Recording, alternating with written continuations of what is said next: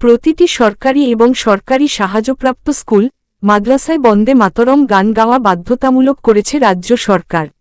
সরকারি সেই নির্দেশ মেনেই গরমের ছুটির পর সোমবার বিভিন্ন সরকারি স্কুল খুলতে স্কুল শুরুর প্রাক্কালে প্রার্থনা সভায় নজরে এল বন্দে মাতরম গানের সুর। এমনই ছবি চোখে পড়ল মালদা ঋষিপুর হাইস্কুলে। এদিন স্কুল শুরুর প্রাক্কালে স্কুলের শিক্ষক শিক্ষিকাদের সাথে সমস্ত ছাত্রীরা বন্দে মাতরম গান গেয়ে স্কুলের পঠন পাঠনে মনোনিবেশ করে।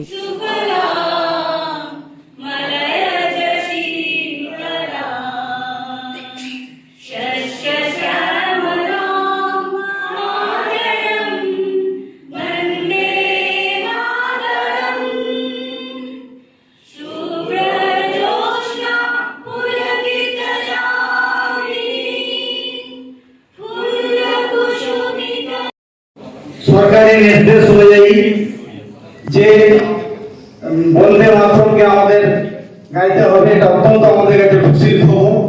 এটা অনেক আগে করা উচিত ছিল, এটাতে আমরা সত্যি গর্বিত এবং আপ্লুত।